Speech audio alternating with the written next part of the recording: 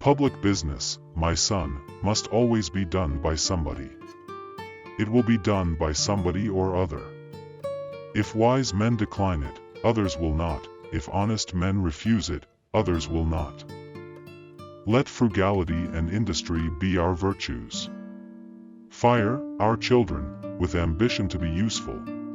If conscience disapproves, the loudest applauses of the world are of little value. Liberty, once lost, is lost forever. I read my eyes out and can't read half enough neither. The more one reads, the more one sees we have to read. I fear that in every elected office, members will obtain an influence by noise, not sense. By meanness, not greatness. By ignorance, not learning. By contracted hearts, not large souls. There must be decency and respect. Human passions unbridled by morality and religion would break the strongest cords of our Constitution as a whale goes through a net. Go on and improve in everything worthy. The longer I live, the more I read, the more patiently I think, and the more anxiously I inquire, the less I seem to know. Do justly. Love mercy. Walk humbly. This is enough. Defeat appears to me preferable to total inaction, because power corrupts. Society's demands for moral authority and character increase as the importance of the position increases. I will rouse up my mind and fix my attention. I will stand collected within myself and think upon what I read and what I see.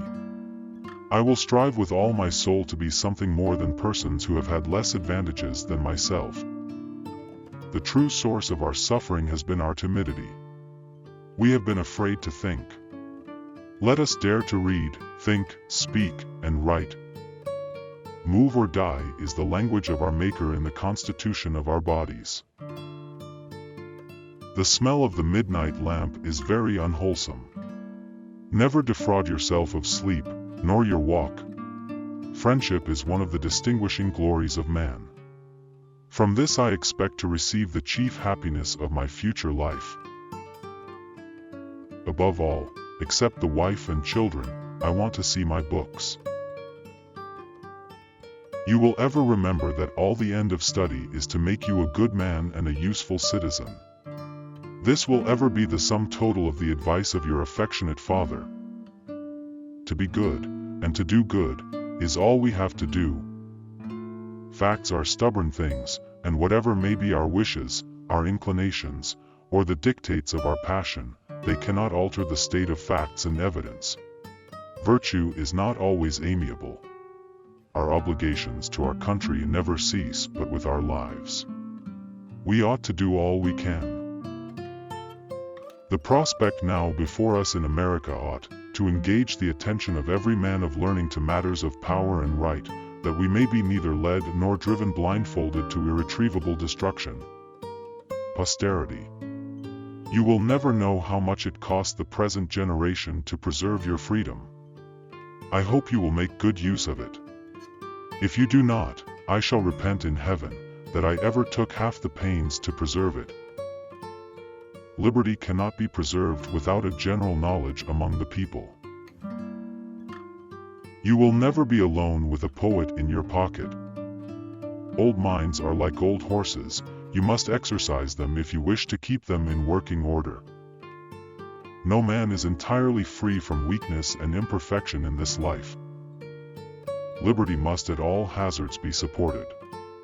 We have a right to it, derived from our Maker. But if we had not, our fathers have earned and bought it for us, at the expense of their ease, their estates, their pleasure, and their blood. As much as I converse with sages and heroes, they have very little of my love or admiration. I should prefer the delights of a garden to the dominion of a world.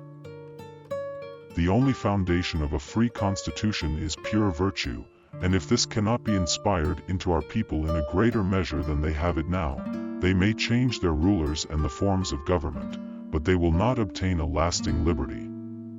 They will only exchange tyrants and tyrannies. I must study politics and war, that our sons may have liberty to study mathematics and philosophy. Our sons ought to study mathematics and philosophy, geography, natural history and naval architecture, navigation, commerce and agriculture in order to give their children a right to study painting, poetry, music, architecture, statuary, tapestry and porcelain. What do we mean by the revolution? The war? That was no part of the revolution, it was only an effect and consequence of it. The revolution was in the minds of the people. Abuse of words has been the great instrument of sophistry and chicanery, of party, faction, and division of society. To believe all men honest is folly. To believe none is something worse.